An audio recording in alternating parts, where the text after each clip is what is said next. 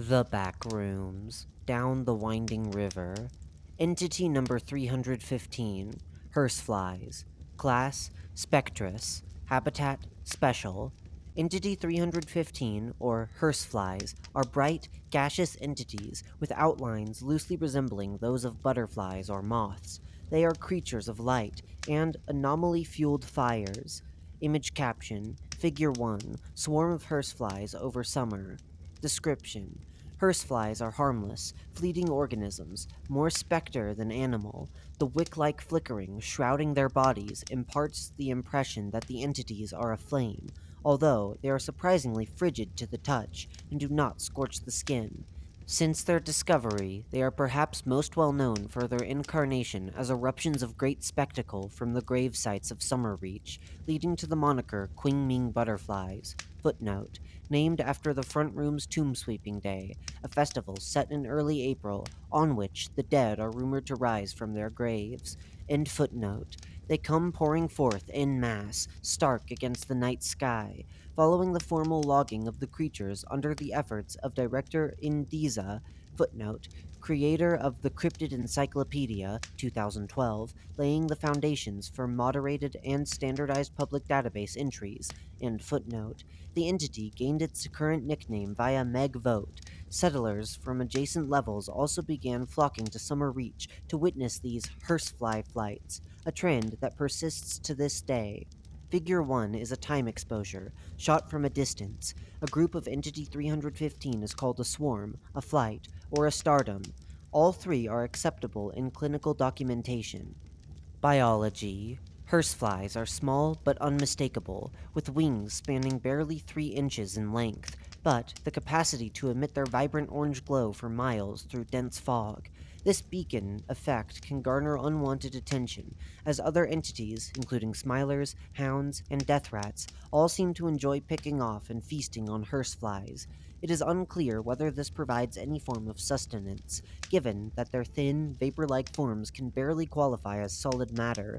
Barring natural decay and consumption, hearseflies expire much faster in colder environments or levels with strong wind. They will be immediately extinguished by rainstorms. The generation of hearseflies is caused by high concentrations of anomalous energy. Typically, these conditions manifest themselves in the form of corridors, elevators, or any other enclosed space, able to absorb and confine the building tension. Places where this has occurred will become quote-unquote burn zones, identifiable through the searing glow of their energy-laden surfaces. These growth chambers of Entity 315 are largely one-off occurrences that dissipate once the accumulated energy has been depleted. The gravesite in Summerreach is a rare example of a recurring burn zone. A yearly event resulted from the tumultuous clashing of natural phenomena below the surface of the level.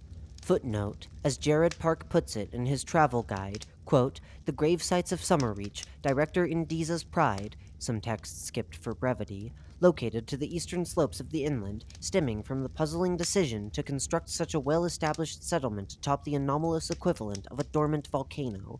End quote. Page 10. End footnote.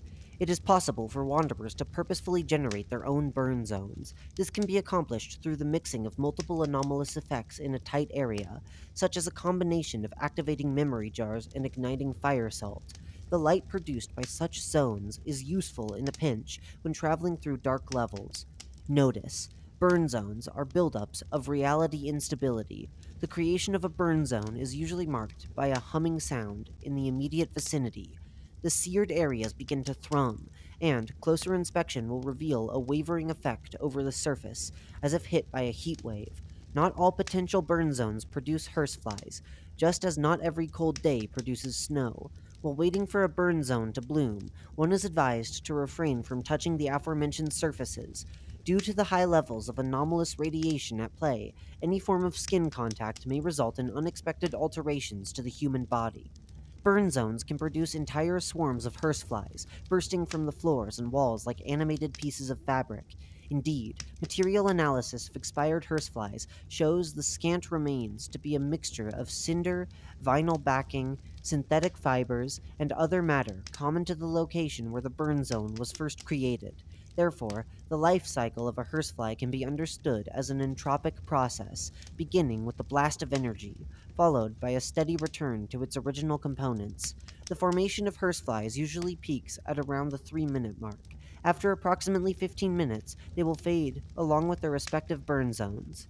Appendix. The first recorded documentation of hearseflies comes from the UEC raid on Meg Base, Chandler Laboratory. The deployment of multiple combat-purposed artifacts emitted enough anomalous energy to convert the entire base into a burn zone.